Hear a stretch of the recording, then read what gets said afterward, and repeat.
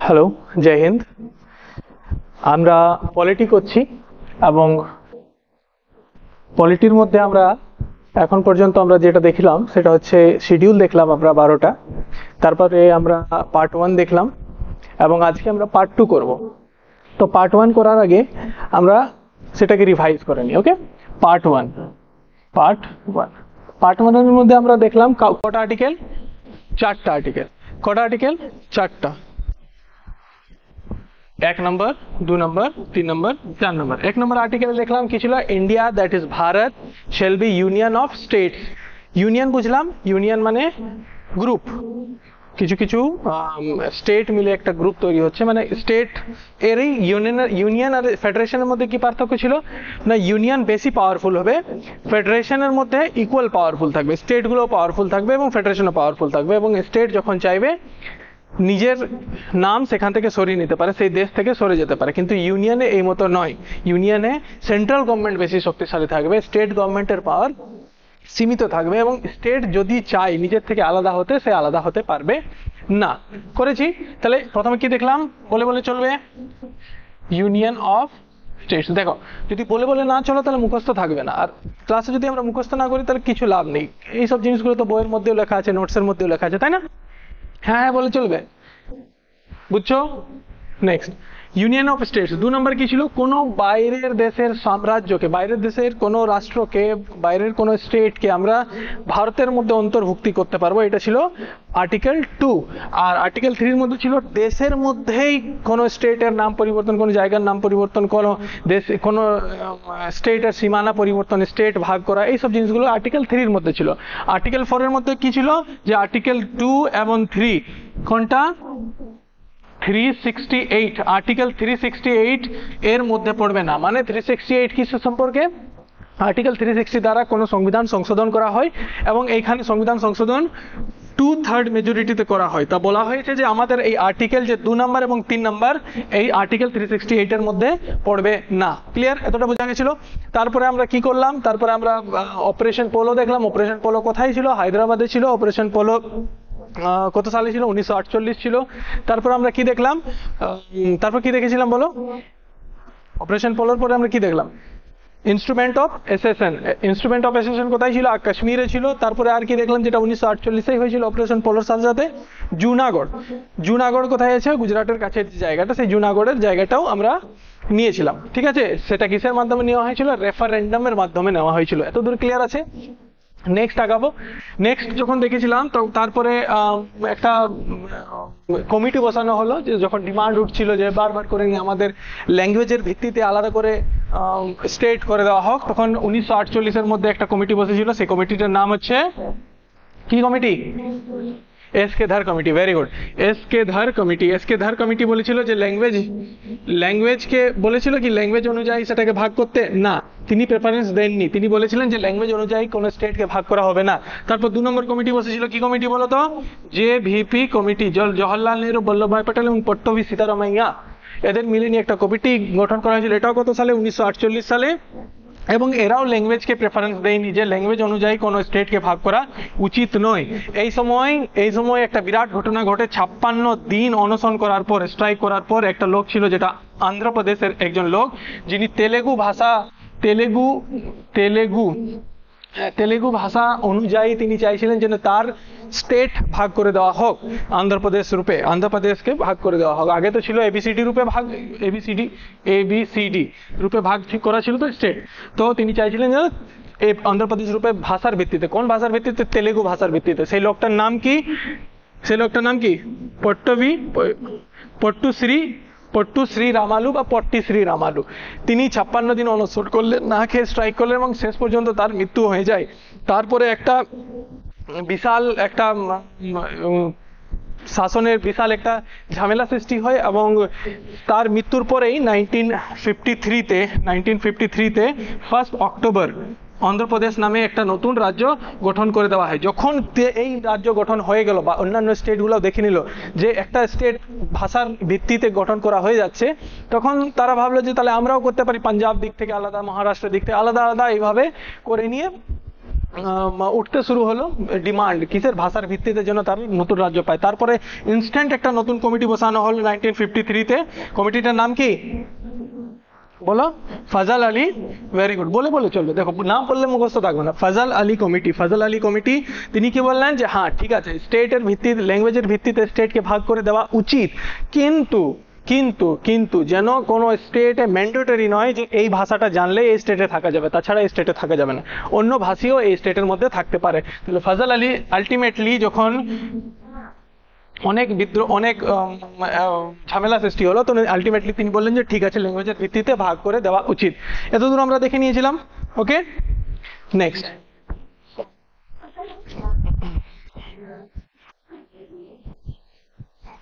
আচ্ছা, এবিসিডি নামে যে স্টেটটা তৈরি হয়েছিল, সেই এবিসিডি স্টেটটা বলো, প্রথম স্টেটটা কি ছিল? ব্রিটিশদের ব্রিটিশ স্টেট। বি স্টেটটা কি ছিল? Princely state. আর সি স্টেটটা কি ছিল? কমিশনারি স্টেট। আর ডিটা কি ছিল? আন্দামান আর নিকোবর, যেটা ইউটি রূপে ছিল। কটা ছিল ব্রিটিশ স্টেট? 9টা। প্রিন্সলি স্টেট কটা? 9টা। কমিশনারি স্টেট কটা? 10টা। ইউটি কটা? আন্দামান নিকোবর একটাই ছিল। ওকে, নেক্সট। আজকে আমরা করব পার্ট 2। দেখো, ক্লাস তো আমি এখানে করিয়ে দিচ্ছি, নোটসও বানিয়ে নিচ্ছি, কিন্তু নোটস খাতার মধ্যে যেন না থাকে, সেটাকে বারবার রিভাইজ করো। যদি না রিভাইজ করো তাহলে সমস্যা আছে, মুখস্থ থাকবে না ব্যাপারটা। তোমাকে পরীক্ষা না আসা পর্যন্ত তোমাকে বারবার রিভাইজ করে চলতে হবে। আর 6 মাস, 6 মান্থ যদি তোমরা ধ্যান দিয়ে পড়ো না, তারপরে আর পড়ার প্রয়োজনই হবে না, বাস রিভাইজের প্রয়োজন হবে, রিভিশন করার প্রয়োজন হবে। তো 6 মাস একটু অন্তত ধ্যান দিয়ে পড়ার চেষ্টা করো। তাহলে পার্ট 2 শুরু হচ্ছে কোথা থেকে? পার্ট 2 শুরু হচ্ছে আর্টিকেল 5 থেকে 11 পর্যন্ত পার্ট 2 থাকছে। ওকে, তাহলে পার্ট 1 এ কটা আর্টিকেল? 4টা আর্টিকেল, 1 2 3 4। আর পার্ট 2 এ কটা আর্টিকেল? কটা? 6টা। 5টা নিয়ে 5 6 7 8 9 10 11। তাহলে 5 আর 3 8টা, 4 3 7টা। কটা আর্টিকেল? 7টা। তাহলে 5 থেকে 11। ঠিক আছে, তাহলে প্রথমে 5 দেখো, 5 6 7 8 9 10 11। তাহলে 1 2 3 4 5 6 7। কটা আর্টিকেল? 7টা। তাহলে 7টাকে 7টাই মুখস্থ রাখতে হবে। দেখো, আমাদের যে ইম্পর্টেন্ট যে আর্টিকেলগুলো, সেগুলোকে অবশ্যই মনে রাখতে হবে। তাহলে পার্ট 2 এর মধ্যে আর্টিকেল 5 থেকে 11 আছে। এই আর্টিকেলটা আমার সিটিজেনশিপ আর্টিকেল নামে পরিচিত। কি আর্টিকেল? সিটিজেনশিপ। দেখো, প্রথম পার্টের মধ্যে বাইরের স্টেটগুলোকে অন্তর্ভুক্তিকরণ করা হয়েছে। বাইরের স্টেট, ভিতরের স্টেটগুলোকে যা কিছু ভাগ করা হয়ে গেল। এরপরে স্টেটের মধ্যে যারা থাকছে তাদেরকে কি বলা হয়? কোনো দেশের মধ্যে যদি যারা থাকে তাদেরকে কি বলা হয় বলো? নাগরিক বলা হয়। তাহলে নাগরিকদের যে অধিকার, সেই সম্পর্কে কথা বলতে হবে। নাগরিক কিভাবে হবে সেই সম্পর্কে কথা বলতে হবে, যে তাহলে এক দেশের নাগরিক একজন মানুষ কিভাবে হবে সেই সম্পর্কে এখানে বলা আছে। আচ্ছা, নাগরিক সিটিজেনশিপ দেওয়ার কি দরকার? এটাও বলে দেওয়া থাকতো। এই দেশের মধ্যে থাকছি, চলো এই দেশের মধ্যে যারা যারা আছে সবাই এই দেশের নাগরিক, তুমি যেখানে যাও কোনো সমস্যা নেই। নাগরিকদের এই নাগরিকতা বা সিটিজেনশিপ, নাগরিকত্ব দেওয়ার কারণ কি? যে তুমি এই ভারতের সিটিজেন, তোমার এই জিনিসটা বলাবার কি প্রয়োজন? না, নাগরিকতা বা সিটিজেনশিপ একটা সুবিধা বটে। ঠিক আছে, একটা সুবিধা, স্পেশাল ফ্যাসিলিটি। তুমি যে সুবিধা পাবে, তুমি যেহেতু ভারতের নাগরিক, তুমি যে সুবিধা পাবে, সেই যে সুবিধা অন্য, যখন ফরেন থেকে কেউ লোক আসবে, বাংলাদেশ থেকে কেউ লোক আসবে, অন্য জায়গা থেকে কোনো লোক আসবে ভারতের মধ্যে ঘুরতে, তারা এই দেশের নাগরিক নয়, সেই সুবিধাগুলো তারা পাবে না।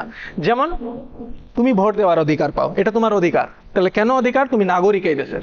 তুমি যদি এই দেশের নাগরিক না থাকতে, তাহলে তুমি ভোট দেওয়ার অধিকার পেতে নেই।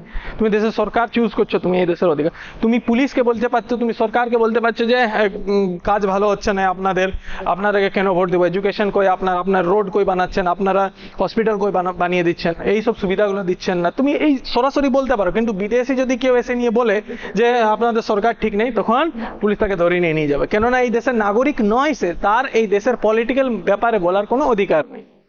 তার পাশাপাশি তুমি পুলিশকে এখনো বলতে পারো, তুমি ডাইরেক্ট, তোমার মনে করো তোমাকে পুলিশ ধরে নিয়ে গেল, আজকে পুলিশ এলো তোমাকে ধরে নিয়ে গেল, তুমি বলতে পারো যে আমি, তোমার অধিকার আছে জিজ্ঞেস করা যে আমাকে কেন ধরে নিয়ে যাচ্ছ। আর তোমাকে ধরে নিয়ে আটকেও রাখতে পারে নাই বেশি দেরি তোমাকে।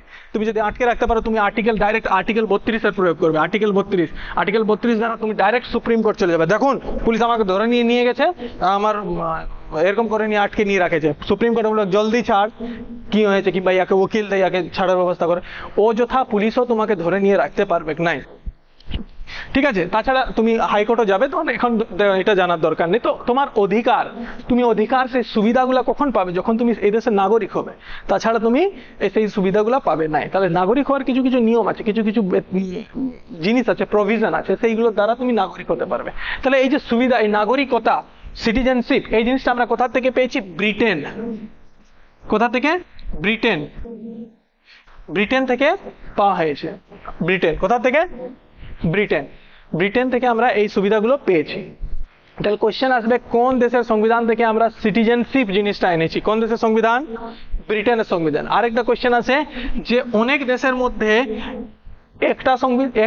একটা সিটিজেনশিপ থাকে বা দুটো সিটিজেনশিপ থাকে। মনে করো তুমি ভারতের মধ্যে আছো, তো ভারতের মধ্যে সিঙ্গেল সিটিজেনশিপ আছে, সিঙ্গেল সিটিজেনশিপ। সিঙ্গেল সিটিজেনশিপ মানে কি? সিঙ্গেল সিটিজেনশিপ মানে হচ্ছে তুমি ভারতের একটা দেশেরই নাগরিকতা নিতে পারো। যদি ভারতের নিয়েছো তো ভারতের, তুমি যদি অন্যদিকে নাগরিকতা নিয়েছো, ভারতেরটা অটোমেটিক্যালি খারিজ হয়ে যাবে, ঠিক আছে। কিন্তু ইউএসএ তে যদি দেখি, ইউএস এর মধ্যে সেরকম নয়। ইউএস এর মধ্যে নাগরিক হয় এরকম যে আমি ইউএস এর নাগরিক, ইউএস এর পাশাপাশি অন্য যে স্টেটের থেকে সেই স্টেটের নাগরিক। আমরা তো এরকম নয়, আমরা যে পশ্চিমবঙ্গেরও নাগরিক আর ভারতেরও নাগরিক এরকম নয়। নাগরিক আমরা একটা দেশেরই হয়, তাহলে ভারতেরই নাগরিক, পশ্চিমবঙ্গের নাগরিক নয়। পশ্চিমবঙ্গের আমরা নিবাসী, পশ্চিমবঙ্গের বাসিন্দা আমরা বলতে পারি, কিন্তু নাগরিক আমরা কোথায়? ভারতের। তাহলে ভারতের মধ্যে কটা citizenship? Single citizenship. Double citizenship কোথায় আছে? ইউএস এর মধ্যে, ঠিক আছে, ক্লিয়ার। আমি যদি এখন অন্য দেশের গিয়ে সিটিজেনশিপ নিয়ে নেবো, তাহলে এটা আমার অটোমেটিক্যালি খারিজ হয়ে যাবে। বুঝতে পারবে? বুঝতে পারছো? নেক্সট, তাহলে আমরা কি দেখলাম? সিটিজেনশিপ কি? একটা সুবিধা। কোন দেশ থেকে নেওয়া হয়েছে? কোন দেশ থেকে? জোরে বলবে। ব্রিটেন।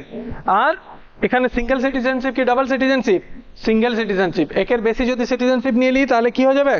আমাদের ভারতের যে সিটিজেনশিপ সেটা অলরেডি টার্মিনেট হয়ে যাবে, সেটা অলরেডি আমাদের খারিজ হয়ে যাবে। ওকে। আর্টিকেল 5, আর্টিকেল 5 যেটা বলছে সেটা বলছে provisions of being a citizen of India। আশা করি হাত লেখাটা খুব ছোট হচ্ছে নাই, বুঝতে পারছো? আর অত একটু সুন্দর করে না হলেও, বোর্ডের সাথে কোনো কাজ নেই, এখানে জাস্ট আমি বলছি, এখানে ভুলও লিখে দিতে পারি আমি কোনো কোনো, কিন্তু যেটা বলছি সেটা মনে রাখবে। হয়তো আমি বলছি 3 কিন্তু 4 লিখে দিলাম, এরকমও হতে পারে, ঠিক আছে। তো বোর্ডে বাস ওই লেখা মাত্রই জিনিসগুলো আছে, যেগুলো বলছি সেগুলোর উপরে ধ্যান দাও। ব্যাপারটা হচ্ছে যে provisions of being a citizen of India, একজন নাগরিক যে ভারতের মধ্যে বাস করছে, তার কি কি কারণে তাকে আমরা নাগরিক বলবো। একটা সময় যখন ভারত বিভাগ হলো 1947-এর টাইমে, তাই না? ভারত যখন বিভাগ হলো তখন অনেক লোক ভারতে থাকছিল, অনেক লোক ভারতের বাইরে যাচ্ছিল অন্য দেশে। তো এখন ভারতে যারা যারা আছে তাদেরকে তো নাগরিক বলতে হবে, হ্যাঁ। তো কি কি কারণে একজন ভারতে যারা আছে তাদেরকে আমরা সেই সময়টাতে নাগরিক বলবো। তাহলে নাগরিকতা সেই সময়টাতে আর্টিকেল 5 অনুযায়ী বলা হতো যে যে বর্ন ইন আনডিভাইডেড ইন্ডিয়া, একজন যে অবিভক্ত ভারতে জন্মগ্রহণ করেছে। অবিভক্ত ভারত মানে বিভক্ত কত সালে হলো? 1947-এ ভারত ও পাকিস্তান নামে। তাহলে ভারত ও পাকিস্তান ভাগ হওয়ার আগে যে জন্মগ্রহণ করেছে সে হবে ভারতের নাগরিক, ঠিক? তাহলে আমরা জন্মগ্রহণ করেছি 1947-এর আগে? নাই, আমরা জন্মগ্রহণ করি নাই, তাহলে আমরা ভারতের নাগরিক হতে পারবো না, ঠিক আছে। তাহলে আমরা কি কারণ নাগরিক হবো আসছি সেটার উপরও। তাহলে প্রশ্ন আসছে প্যারেন্টস, যদি কারো প্যারেন্টস, যদি কারো মাতা পিতার মধ্যে কেউ একজন বর্ন ইন আনডিভাইডেড ইন্ডিয়া,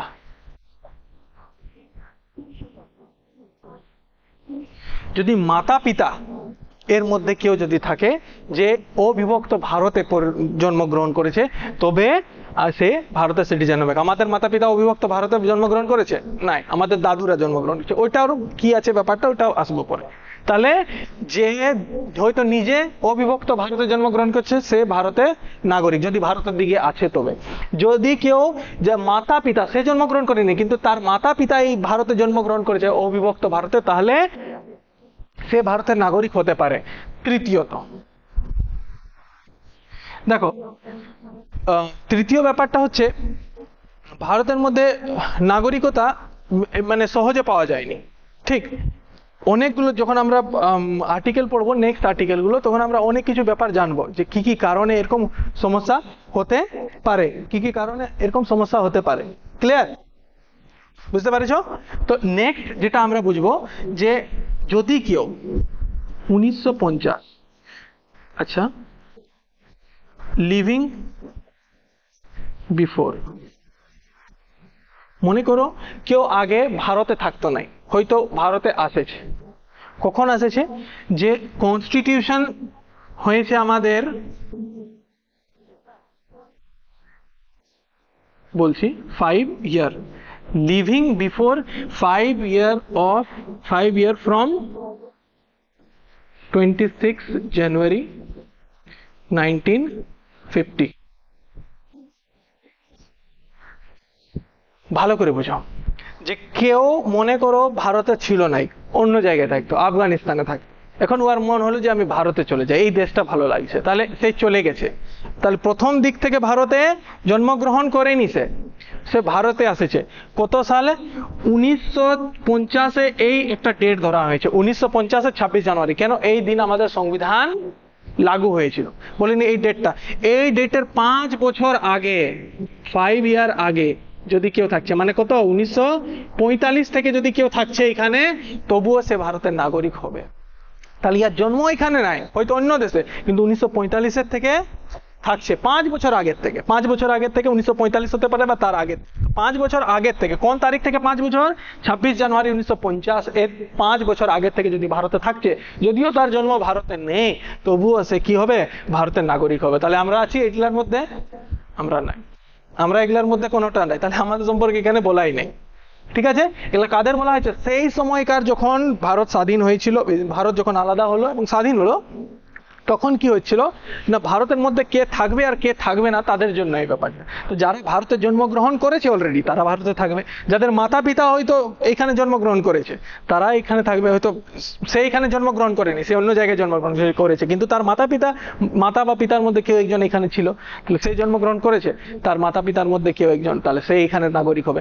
তাছাড়া হয়তো সে, তারও এখানে জন্ম নাই, তার মা বাবারও এখানে জন্ম নাই, তাহলে 5 বছর 1945-এর আগের থেকে, কবে? 26 জানুয়ারি 1950-এর 5 বছর আগের থেকে যদি কেউ থাকছে, তাহলে আগের থেকে, এমন না যে একদিন ভারতে গেলি আর তারপর অন্য দিন অন্য জায়গায় চলে গেলাম, মানে 5 বছর থেকে কন্টিনিউয়াসলি যদি কেউ থাকে আসছে, তাহলে সেও ভারতের নাগরিক হবে। তাহলে এই তিনটার জন্য সেই সময়কার ভারতে যারা ছিল তারা নাগরিক হতো। ক্লিয়ার হলো? তাহলে আর্টিকেল 5 কি বলছে? কি কি কারণে ভারতের নাগরিক হওয়া যাবে? কি কি কারণ? প্রথমত বলো যে যদি কোনো জন্ম হয়েছে, দ্বিতীয়ত তার মা বাবার মধ্যে কেউ একজন এখানে জন্ম হয়েছে, তৃতীয়ত যদি 26 জানুয়ারি 1950-এর 5 বছর আগের থেকে কেউ থাকছে, তাহলে সে ভারতের নাগরিক হবে। ক্লিয়ার হলো? নেক্সট যাওয়া যাবে? নেক্সট যাবো? হ্যাঁ নাই? তাড়াতাড়ি তাড়াতাড়ি স্ক্রিনশট, তাড়াতাড়ি তাড়াতাড়ি তাড়াতাড়ি স্ক্রিনশট নিয়ে নাও। ছবি তোলা আছে, ছবি তুলে নাও। নেক্সট,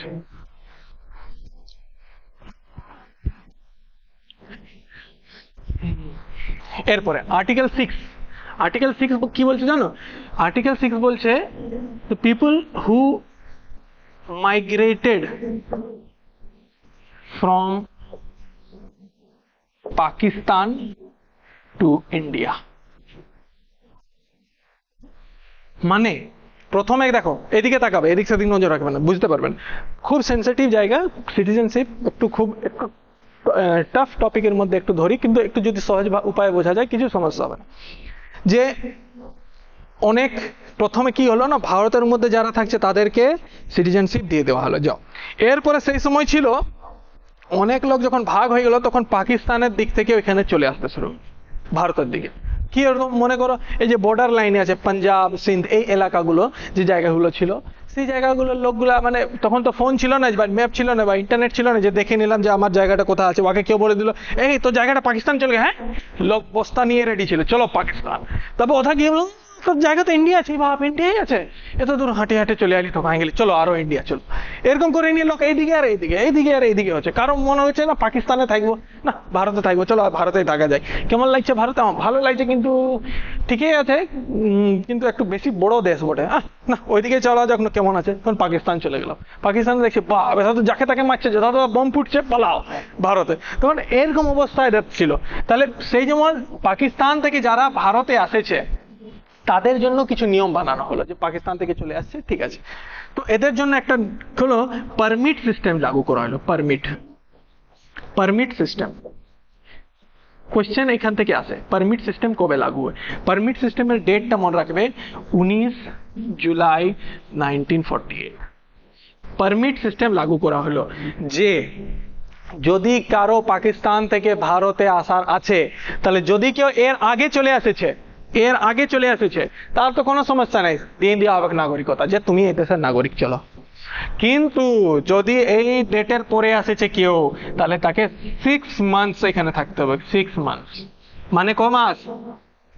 6 মাস এখানে থাকতে হবে। 6 মাস থাকার পর সরকার ভাববে যে লোকটা ঠিক আছে, বোম ফুটাবার ভয় নাই, যথাযথ বোম নাই মারবে, পাগল নয়, তাহলে তাকে সিটিজেনশিপ দিয়ে দেওয়া হবে। তাহলে 6 মাস পরও সরকার ভাববে, তবে 6 মাস থাকার পরও তাহলে তুমি রিস্ক কেন নিবে ভাই? তুমি যার আশা ছিল সে 1947 যখন বিভাজন হলো তখনই চলে এসেছে, তাহলে তবুও 1947 পরও দেখা হলো যে 19 জুলাই 1948 পর্যন্ত ডেট দিয়ে দেওয়া হয়েছে, যে এতদিন পর্যন্ত তোমার ডেট আছে, চলে আসো। এরপরে যদি আসেছো তাহলে কি হবে? 6 মাসে তোমাকে কি নিতে হবে? ফর্ম ভরতে হবে, 6 মাস অপেক্ষা করতে হবে। তখন সরকার চাইবে হ্যাঁ তোমার দেখি লোকটা ঠিকই লাগছে, চলো সিটিজেনশিপ দেওয়া যাক। যদি দেখছে লোকটা ঠিক না লাগছে, সিটিজেনশিপ দেওয়া যাবে নেই। ক্লিয়ার? তাহলে সরকার চাইবে তার উপরে হবে, মনে থাকবে। তাহলে এই 19 জুলাই পারমিট সিস্টেম লাগু করার কারণ কি? দেখছে যে যার যখন মন পাকিস্তান চলে যাচ্ছে, ভারতে চলে আসছে, যখন মন যখন ইচ্ছা, এদিকে তরকারি ভালো লাগছে না, কেমন লাগছে, ওদিকে হাওয়া চলছে না, এরকম করে নিয়ে মানুষ মজাক ভাবে নিয়েছিল। তার জন্য পারমিট সিস্টেম লাগু করা। এটা শুধু ইন্ডিয়ায় নেই, পাকিস্তানের মধ্যে, দুটো দেশের মধ্যেই লাগু করা হয়েছিল পারমিট সিস্টেম। কত? 19 জুলাই 1948 মধ্যে। তাহলে এটার মধ্যে আর্টিকেল 6 কি পারলাম আমরা? আর্টিকেল 6 পেলাম যে মানুষগুলো পাকিস্তান থেকে ভারতে এসেছে তাদের জন্য একটা পারমিট সিস্টেম। আর পারমিট সিস্টেম ডেটটা কত? 19 জুলাই 1948। একদম বলে চলো, বলো দুবার বলো, 19 জুলাই 1948, 19 জুলাই 1948। 19 জুলাই 1948 এর আগে যারা এসেছে তারা কিভাবে আরামসে সিটিজেনশিপ পেয়ে যাবে। যারা পরে আসছে তাদের 6 মাসের ওয়েট করতে হবে। 6 মাস পরে সরকার দিবে কি দিবে ওটা বলে দিবে, 12 মাস 18 মাস কোনো ঠিক নাই, সরকার বলে দেবে, আর কি নাও দিতে পারে সরকার, এটার কোনো এই নেই, সিওরিটি নেই। ক্লিয়ার? ছবি তুলে নাও, নেক্সট যাব। তাহলে প্রথম আর্টিকেল আমরা কি দেখলাম? প্রথম আর্টিকেলে আমরা দেখলাম যে প্রথম নয়, 5 নম্বর আর্টিকেল, সিটিজেনশিপের প্রথম আর্টিকেল। 5 নম্বর আর্টিকেলে আমরা দেখলাম যে ভারতের মধ্যে provisions of being a citizen of India, ভারতের মধ্যে ভারতে স্থায়ী সেই সময় লোকগুলো ছিল তারা কিভাবে সিটিজেনশিপ পাবে। 2 নম্বরে কি দিলাম? যারা পাকিস্তান থেকে ভারতে আসছে। নেক্সট, এটা 6 নম্বর আর্টিকেল। 7 নম্বর আর্টিকেল দেখো, ভারতের থেকে পাকিস্তান থেকে ভারতে আসেছিল, তো এমনও তো লোক ছিল যারা ভারত থেকে পাকিস্তানে গেছে। হ্যাঁ, তাহলে এইখানে ছিল people who migrated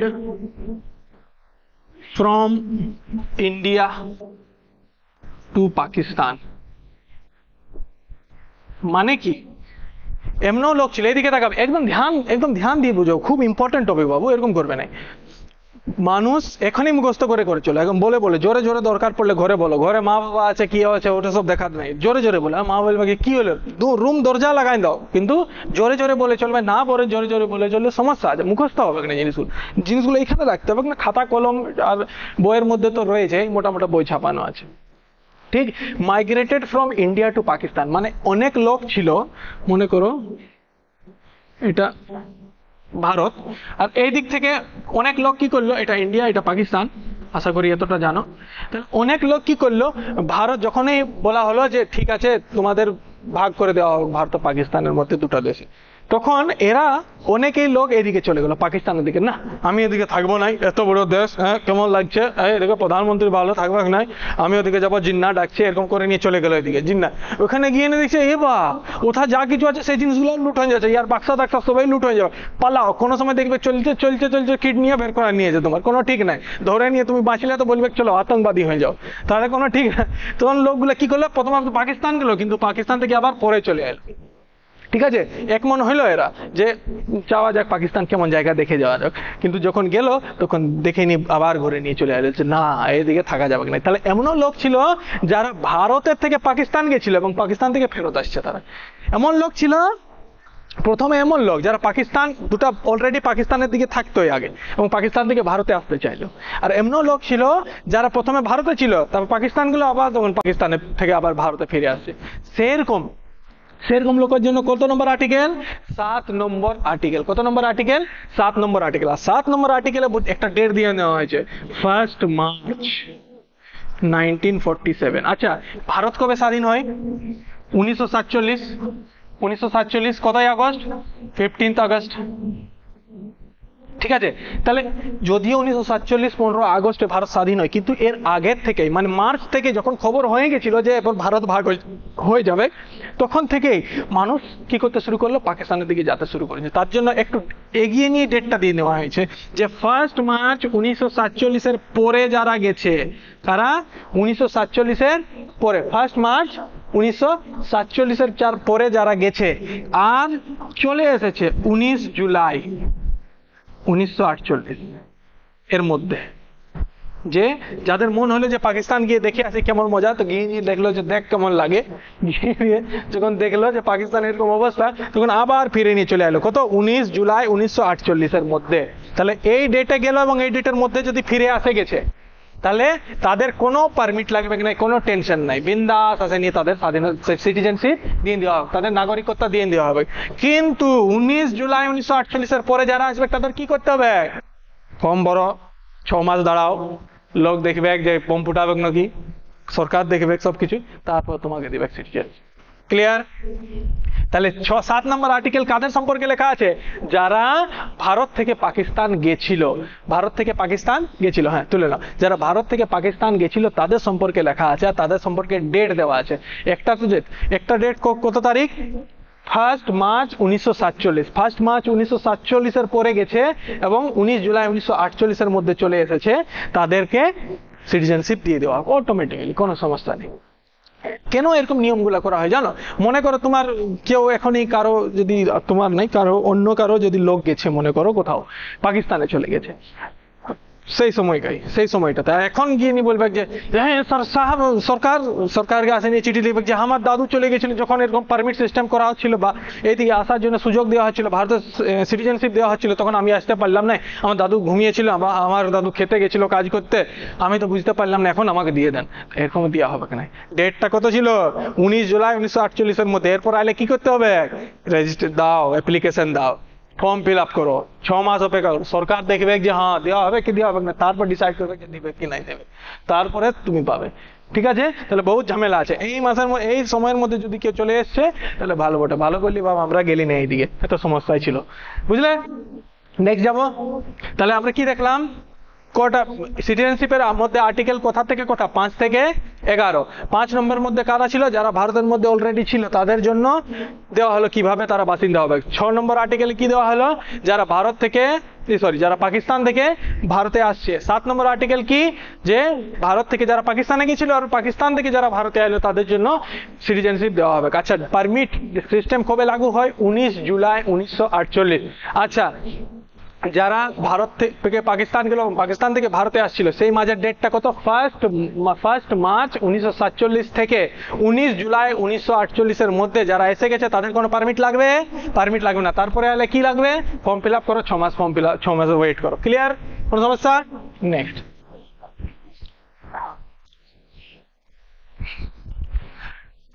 next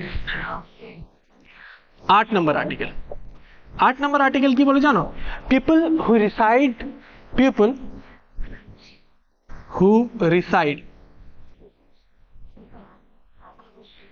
leave করতে পারো, লিভ লিভ জেনারেলি বাস করা বা রিসাইড করতে পারো outside India, outside of India মানে আউটসাইড, বারবার ভুল লেখা যাচ্ছে, আউটসাইড অফ ইন্ডিয়া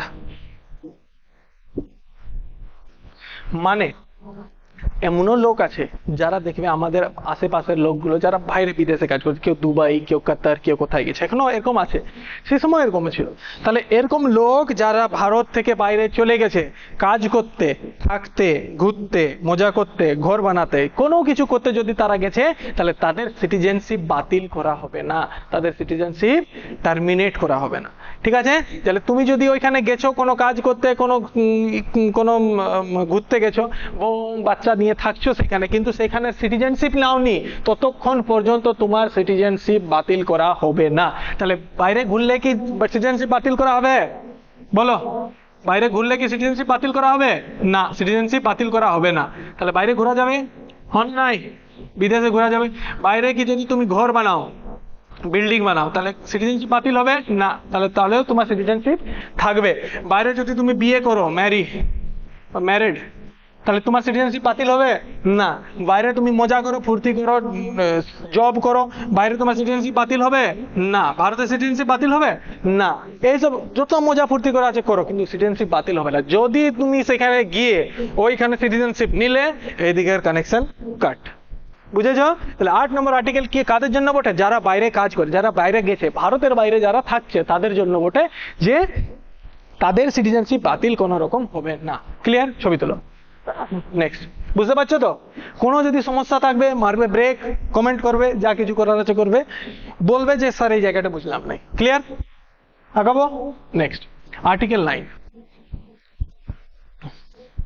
আর্টিকেল 9 বলছে যদি কেউ বাইরে থাকছে, তাহলে সিটিজেনশিপ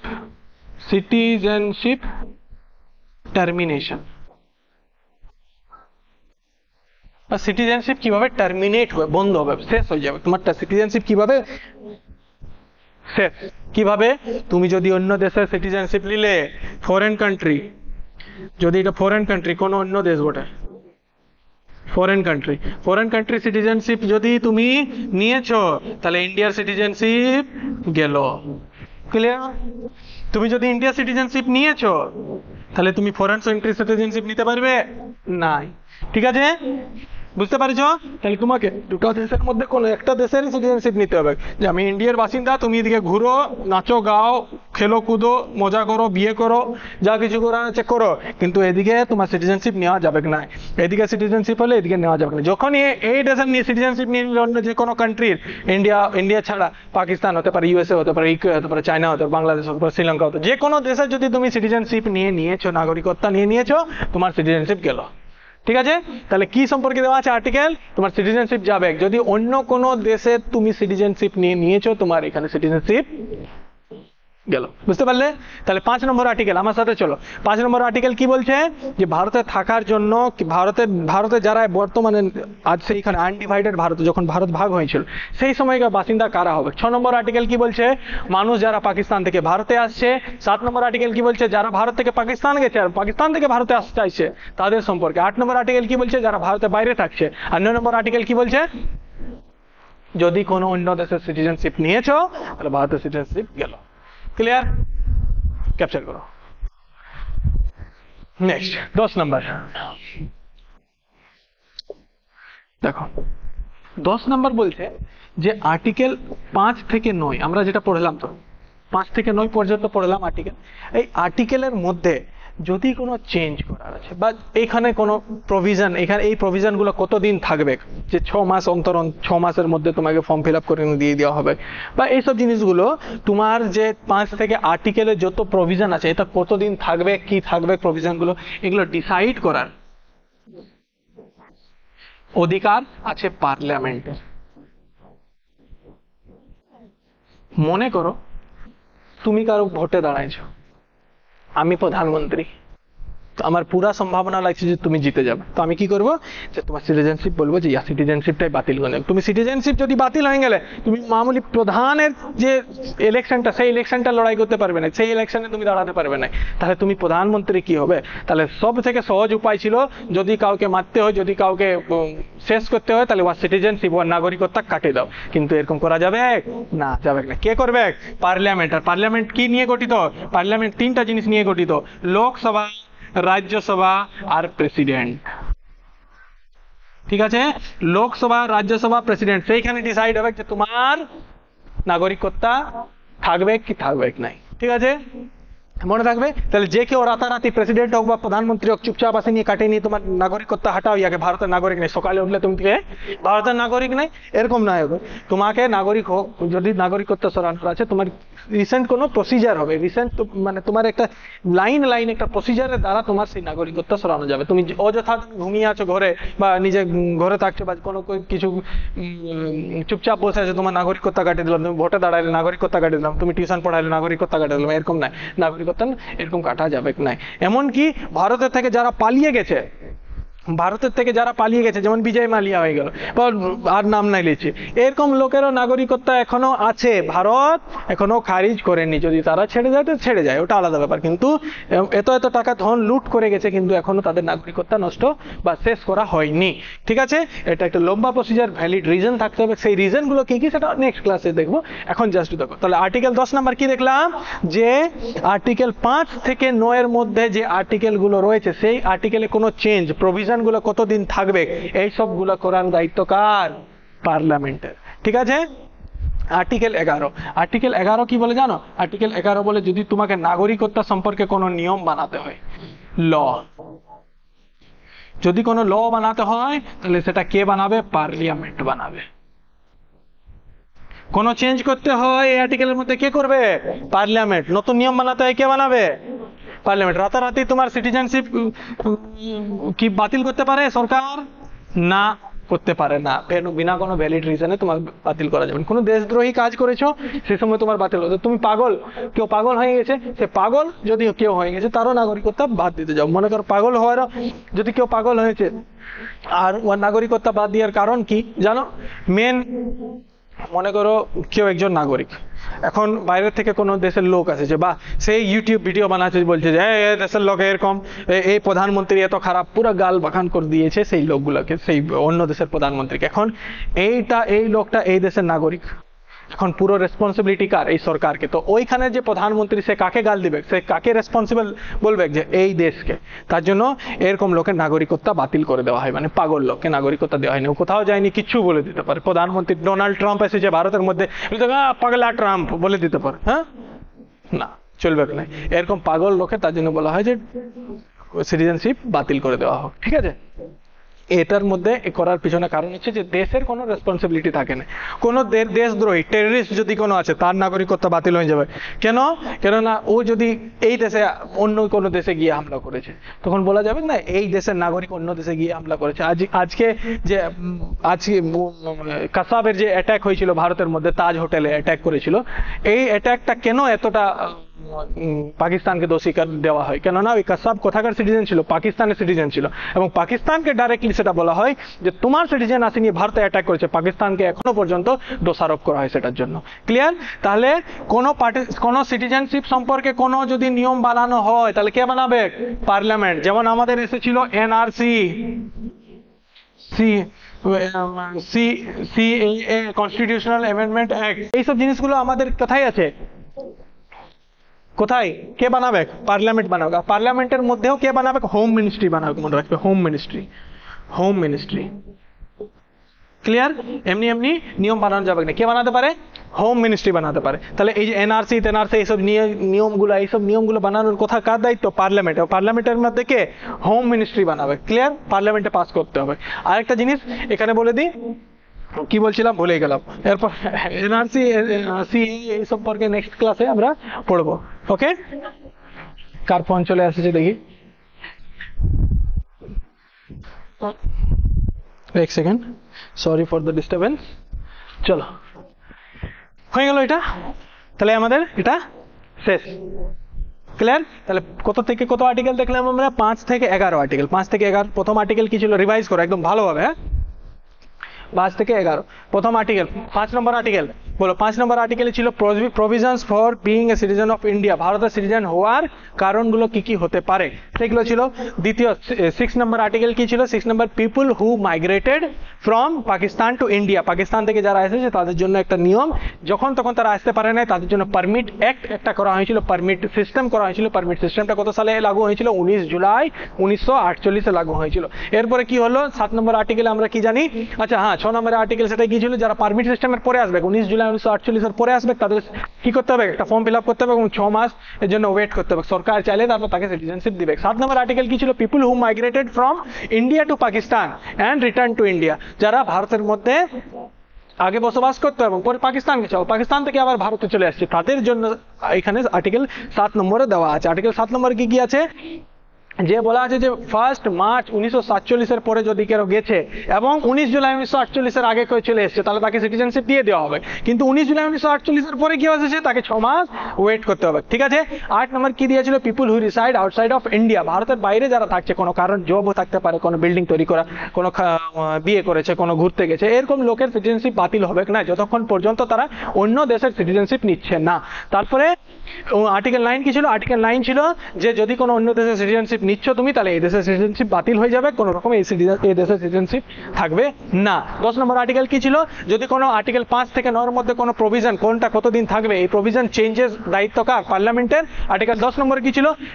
নাগরিকত্ব সম্পর্কে যদি কোনো নতুন নিয়ম বানাতে হয় তাহলে সেটা পার্লামেন্টে পাস করা হবে, আর কে তৈরি করবে সেই নতুন নিয়মটা? হোম মিনিস্ট্রি তৈরি করবে। ক্লিয়ার?